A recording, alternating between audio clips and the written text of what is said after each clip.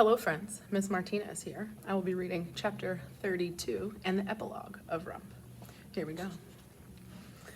While everyone else's attention was on the commotion above, we made a hasty dash through the gates. The pixies had started throwing skeins of gold out the windows, and men and women were scrambling about to pick them up. But of course, they couldn't. As soon as it hit the ground, the gold became like stones, melded into the earth. We heard shouts as people tried to pry up the gold and then got attacked by pixies. I guess the pixies had claimed this gold as their own. They would have gold nests all over the castle now. By the time we reached the base of the mountain, the day was nearly gone. Red and I didn't speak much as we traveled. We were cold and dirty and exhausted, but at least we were full from pies Martha had given us. As we slowly climbed the mountain, Red kept glancing back toward the castle, her face knit into something like worry. "They won't come after us," I said. "I think they're a little busy."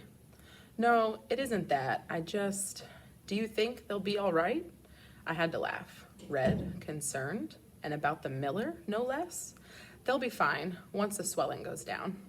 Then we both laughed, tears streaking our muddy faces.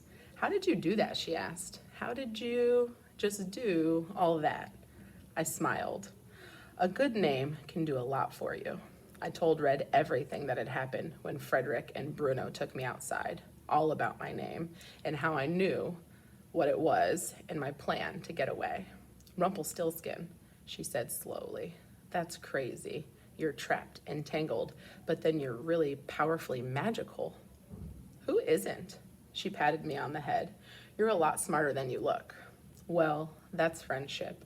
And you really are taller than me," she said, holding her hand up to my head. "Not that it's saying much," she finished, punching me in the arm. "That's friendship too."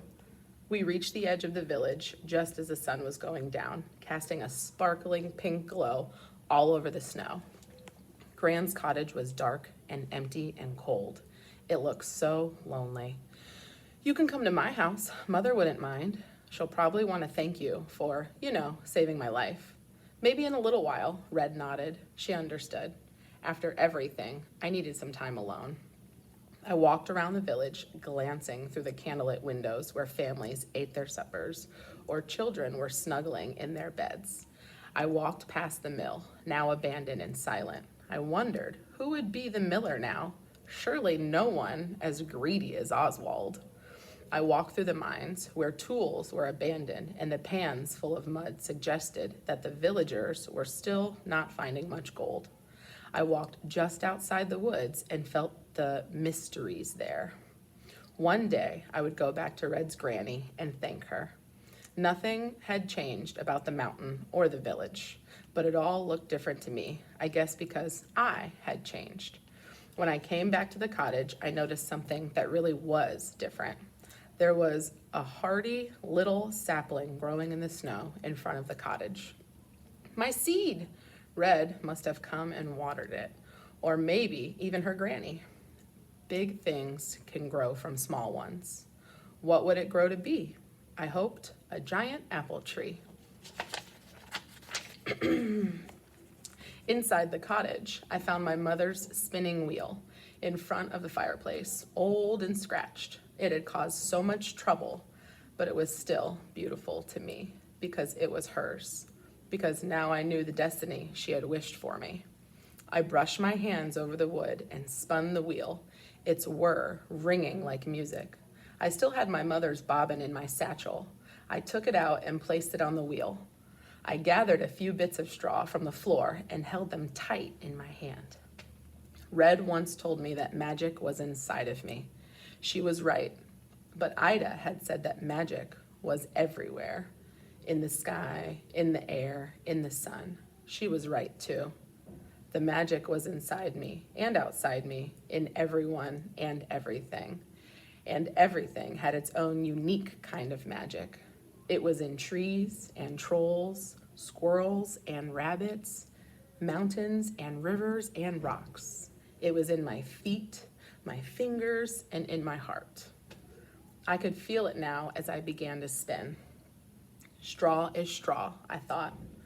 The straw snapped and sputtered through the wheel. It floated in the air, glittering in the moonlight like bits of gold dust. Like gold, but not gold. Beautiful. Gran would have loved it, and so would Mother. I could almost feel them with me, and that's its own kind of magic, to feel that people who are gone are still here. Epilogue. Your destiny is your name. For days and weeks, I woke with my name singing in my ears. It was a beautiful sound, music unlike any in the world. It made me wish that everything could have such a name. Not just people, but animals and villages and roads and kingdoms, even mountains. When spring arrived, Red and I climbed as high up on the mountain as we could until we could see all the village and the roads, the kingdom, and far away, just the faint glimpse of yonder and beyond. My whole journey was laid out before me. I imagined I could see the trolls in the eastern woods, slurping sludge and maybe eating apples. I saw my aunts in the yonder spinning their magic, Ida making rhymes and cake. Someday I would visit them again and spin and weave with their magic. And instead of tying me up in the knots, the magic would bring us together. But for now, I was home, back where it all began, and I had one last task to fulfill. I'm going to give this mountain a name, I said. Why? Asked Red. It doesn't need a destiny like we do. Yes, it does, I said. Everything in the world should have a destiny and come together and get all intertwined and tangled with our own destinies. Sounds like trouble, said Red. I smiled. It probably is. But what is destiny without a little trouble? And right then and there, I stood up and hollered the name of my mountain. The name soared into the sky and clouds. I could feel the magic of it spreading over the mountain, sinking into the ground and running right up through my feet, bursting with power and fateful glory. A name is a powerful thing. The end.